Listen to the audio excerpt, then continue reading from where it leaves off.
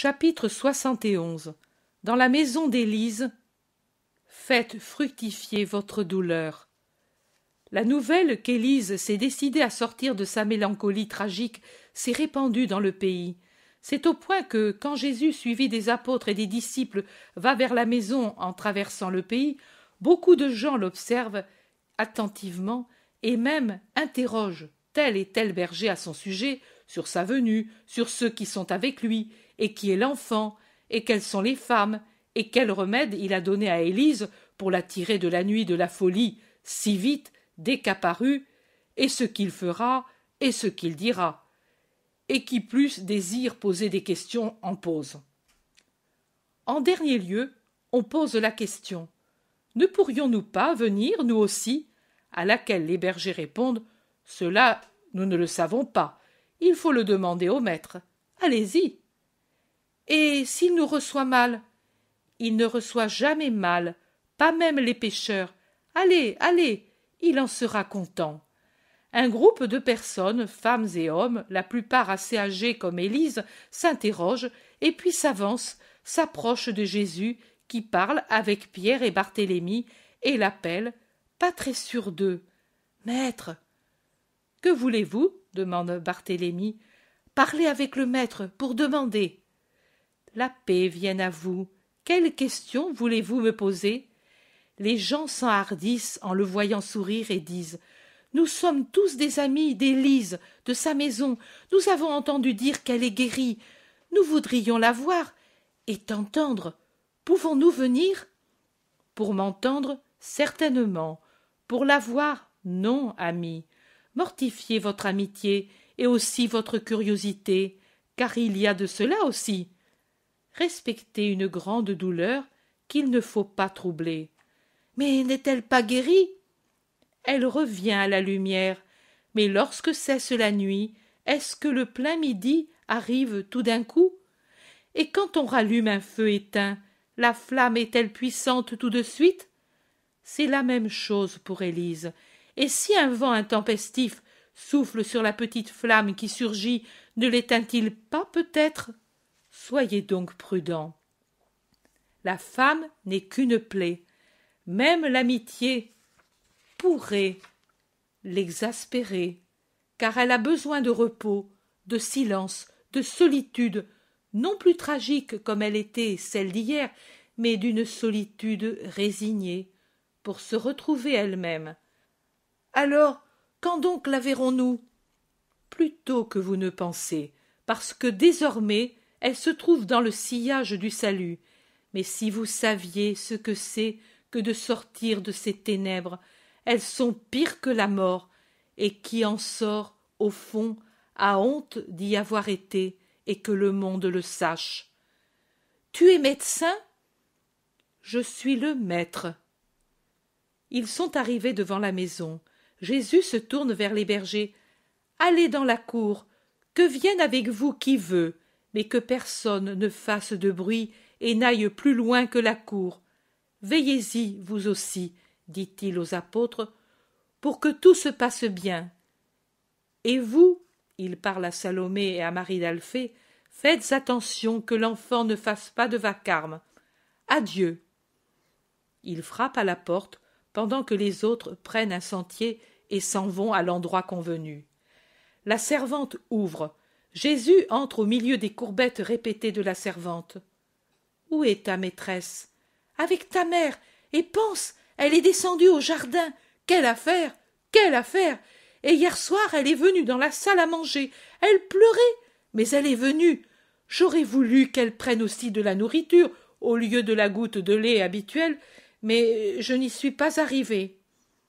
Elle la prendra. N'insiste pas. Sois patiente aussi dans ton amour pour ta maîtresse. Oui, Sauveur, je ferai tout ce que tu dis. Je crois qu'en effet, si Jésus avait commandé à la femme de faire les choses les plus étranges, elle les aurait faites sans discuter, tant elle est persuadée que Jésus est Jésus et que tout ce qu'il fait est bien. Pendant ce temps, elle l'accompagne dans un vaste jardin plein d'arbres fruitiers et de fleurs. Mais si les arbres fruitiers ont pensé par eux-mêmes à se revêtir de feuilles et à fleurir, à nouer les fruits et à les faire grossir, Les pauvres fleurs, dont on ne s'occupe plus depuis un an, sont devenues un bosquet nain et enchevêtré où les plantes les plus faibles et les moins hautes étouffent sous le poids des plus vigoureuses. Parterres, sentiers, tout disparaît dans un enchevêtrement chaotique. Dans le fond du jardin seulement, où la servante a fait pousser pour ses besoins des salades et des légumes, il y a un peu d'ordre. Marie est avec Élise sous une tonnelle tout ébouriffée de sarments et de vrilles qui descendent jusqu'à terre.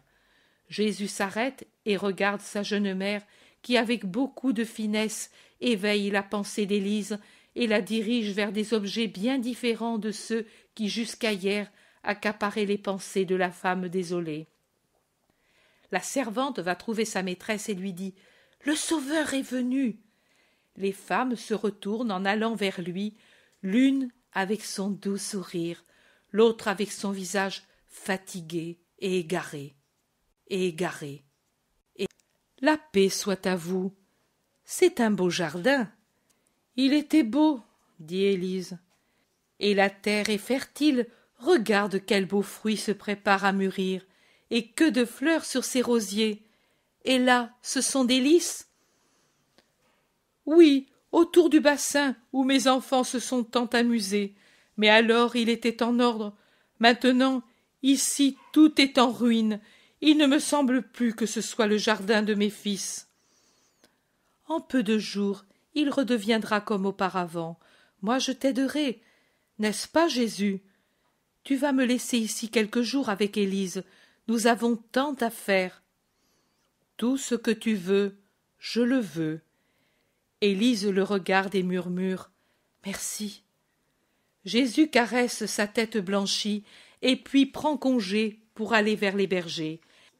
Les femmes restent au jardin, mais peu après, quand elle entend la voix de Jésus saluant les personnes présentes, qui se répand dans l'air tranquille, Élise, comme attirée par une force irrésistible, s'approche lentement d'une haie très haute qui sépare le jardin de la cour.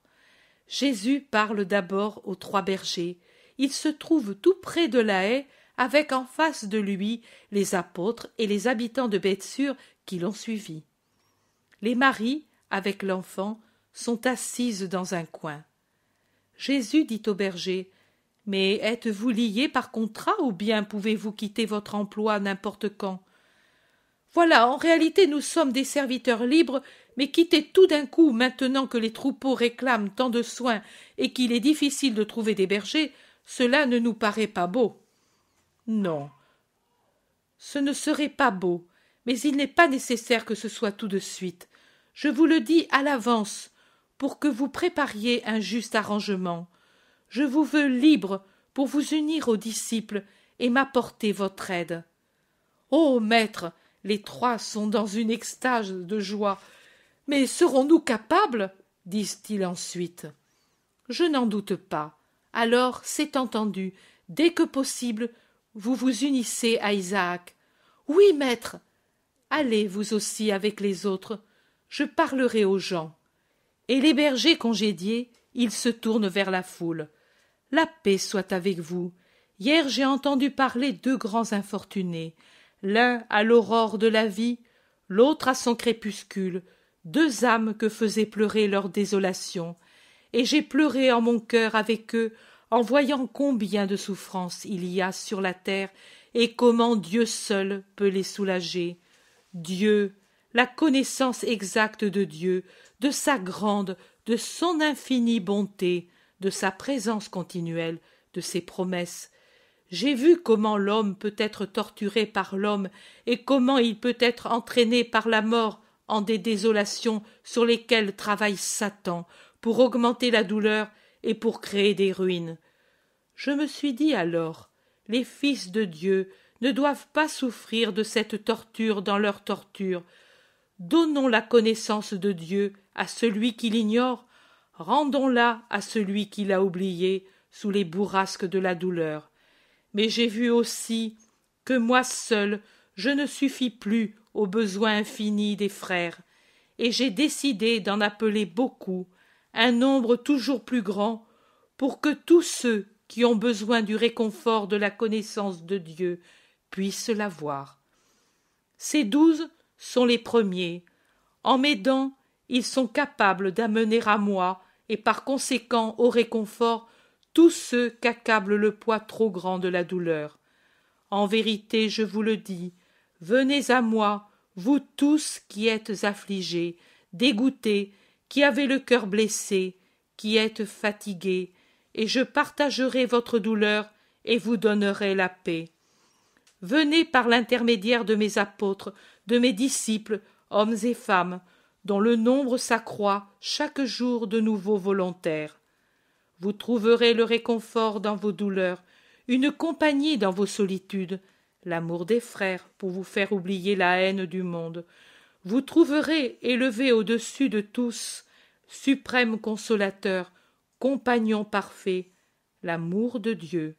Vous ne douterez plus de rien, vous ne direz jamais plus « tout est fini pour moi », mais vous direz « tout pour moi commence dans un monde spirituel qui abolit les distances et supprime les séparations, un monde où les orphelins seront unis à leurs parents montés jusqu'au sein d'Abraham, où les pères et les mères retrouveront les enfants qu'ils ont perdus, où les épouses et les veufs retrouveront leurs conjoints.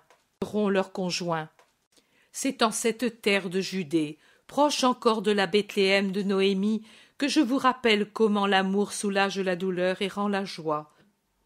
Regardez, vous qui pleurez, la désolation de Noémie après que sa maison resta sans homme. Écoutez ces paroles d'adieu découragées à Orpha et Ruth. Retournez à la maison de votre mère, que le Seigneur use de miséricorde envers vous, comme vous avez usé de miséricorde avec ceux qui sont morts et avec moi. Écoutez ces paroles lasses et insistantes. Elle n'espérait plus rien de la vie, elle qui autrefois était la belle Noémie, et qui maintenant était la Noémie tragique, brisée par la douleur. Elle pensait seulement à retourner pour y mourir au lieu où elle avait été heureuse au temps de sa jeunesse entre l'amour de son mari et les baisers de ses fils. Elle disait « Allez, allez, inutile de venir avec moi, je suis comme une morte, ma vie n'est plus ici, mais là-bas dans la vie de l'au-delà où eux se trouvent. Ne sacrifiez plus votre jeunesse à côté d'une chose qui meurt, car réellement je ne suis plus qu'une chose. Tout m'est indifférent. Dieu m'a tout pris. Je suis une angoisse, et je ferai votre angoisse, et elle me pèserait sur le cœur.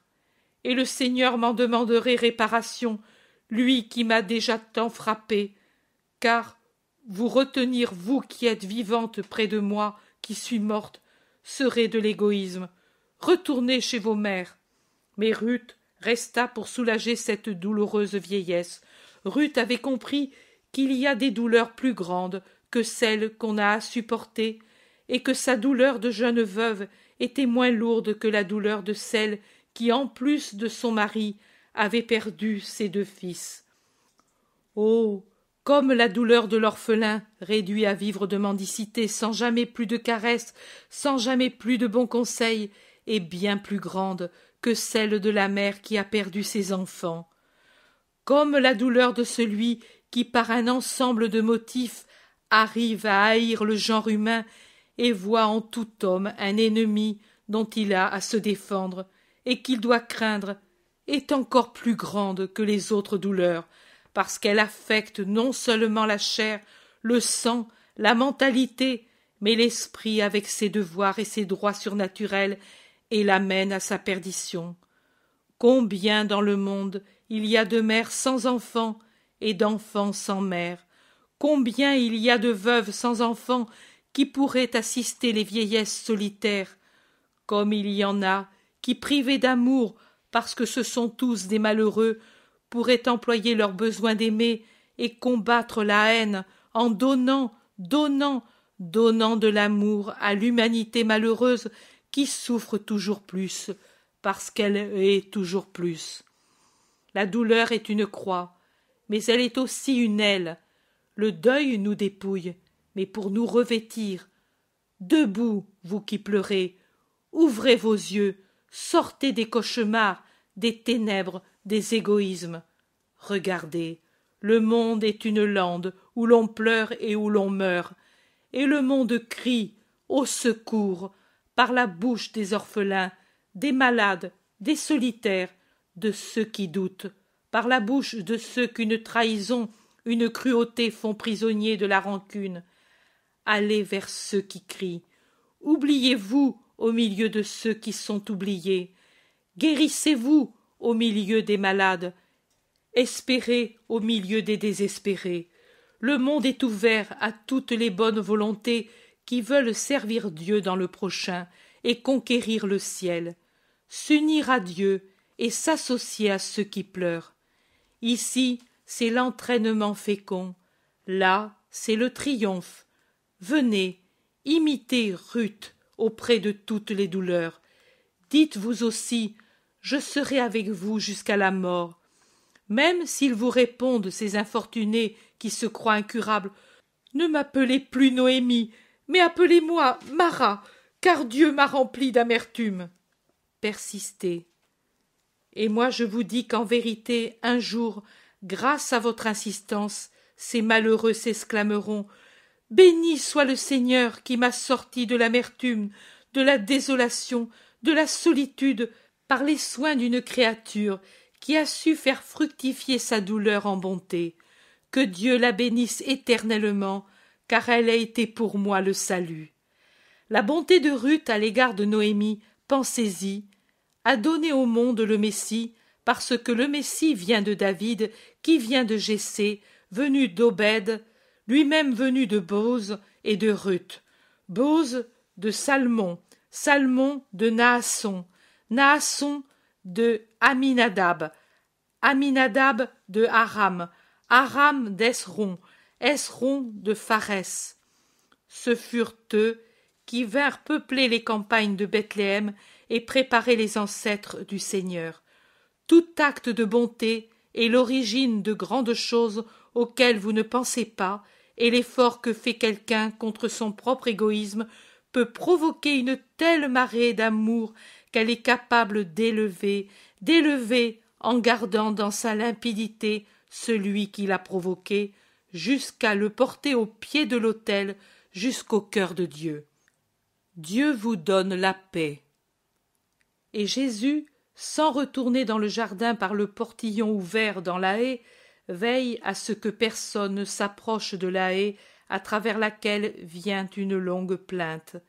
C'est seulement quand tous les gens de Bethsur s'en sont allés qu'il s'éloigne avec les siens sans troubler ses pleurs salutaires.